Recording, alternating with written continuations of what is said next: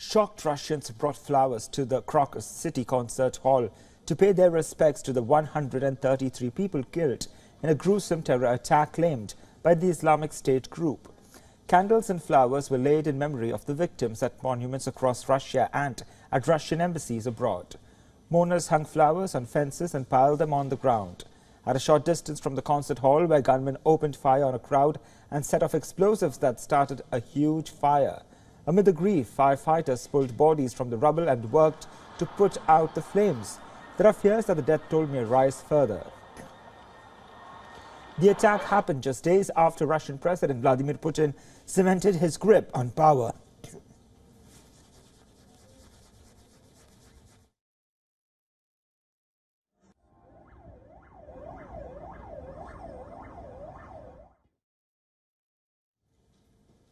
In an address on Saturday, Russian President Vladimir Putin said authorities detained a total of 11 people in the attack. Russia said all 4 gunmen suspected of carrying out the shooting had been arrested. Putin said the killers were trying to escape to Ukraine and vowed strong action. Even as Kiev strongly denied any involvement in the assault, Putin did not mention the Islamic group in his speech to the nation. I can now say the following. All 4 of the actual performers of the act of terror, all those who shot and killed people, were found and detained. They tried to hide and were moving in the direction of Ukraine. There, according to the preliminary data, they had a crossing of the border prepared from the Ukrainian side. On the other hand, Kiev accused him and other Russian politicians of falsely linking Ukraine to the assault to stoke fervor for Russia's war in Ukraine.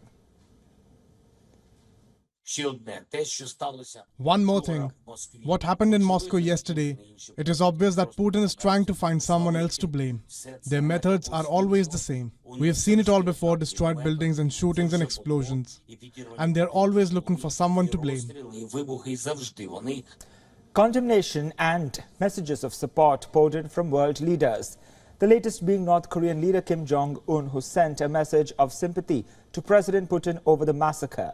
The message said nothing can justify heinous terrorism against human lives. Kim and Putin have shown blossoming personal friendship as the ties between their countries have expanded in recent months.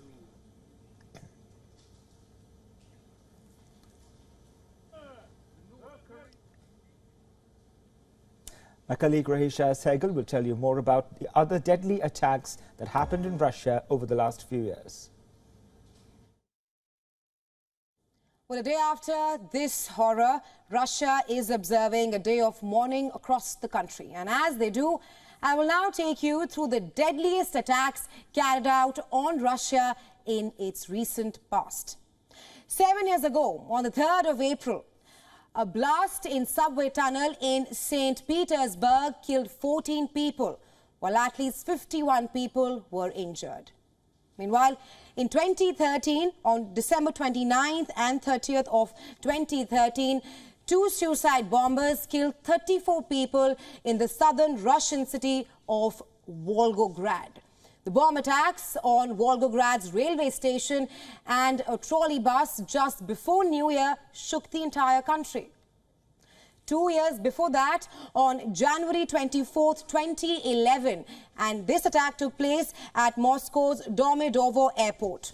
Well, that suicide bombers killed more than 30 people, while more than 100 people were reportedly injured.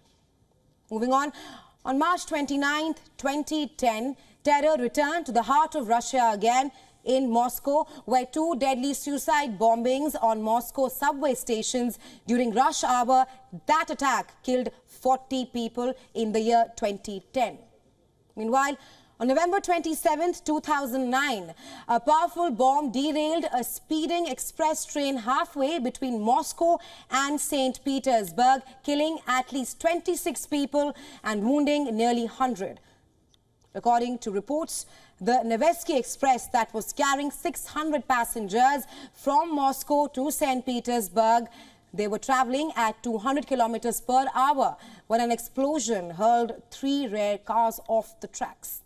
While on 21st of August 2006, That is during the morning hours, a bomb blast tore through a Moscow market again. According to reports, at least 10 people were killed, while 31 were said to be injured. And in 2004, on the 6th of February, a blast tore apart a train car in the Moscow metro, killing at least 39 and wounding at least 129 others. The nation that is currently dealing with the worst economic crisis in its history is now apparently mulling reviving trade relations with India.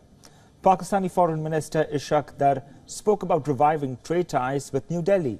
Speaking at a press conference in London, he said, and I quote, "We will seriously look into matters of trade with India," unquote. It is pertinent to note that this time Pakistani Foreign Minister talked about the revival of relations without raking up the issue of Article 370 abrogation. Trade ties between New Delhi and Islamabad stand suspended since August 2019. He also laid emphasis on implementing a 5-year roadmap to put Pakistan on track of economic progress and ease the price rise in order to lessen difficulties of the general public. Meanwhile, Indian External Affairs Minister S. Jaishankar took a dig at Islamabad over the state-sponsored terrorism at an event in Singapore. Jaishankar said that Pakistan is sponsoring terrorism at an industry level and India is in no mood to overlook terrorists. How do you deal with a neighbor who does not hide the fact that they use terrorism as an instrument of statecraft? Now, it's not a one-off happening. I mean, different countries at different points of time have experienced this. But a very sustained, almost an industry level, assembly line of people whose job it is to do bad things at night. To produce this with the intent of pressurizing your neighbor becomes a real challenge. India will not skirt this problem anymore. For all the latest news, download the WION app and subscribe to our YouTube channel.